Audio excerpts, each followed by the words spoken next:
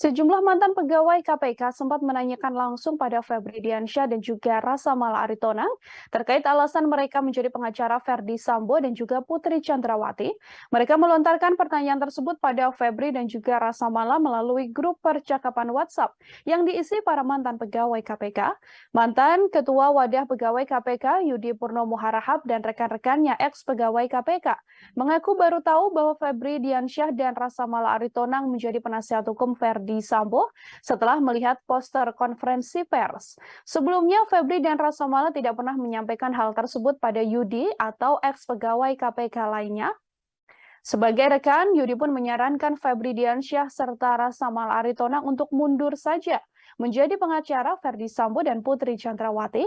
Ia menilai reaksi publik cenderung negatif atas keputusan rekannya tersebut. Senada dengan yang disampaikan oleh Yudi, ex-penyidik KPK Novel Baswedan juga menyarankan hal yang sama. Ia meminta agar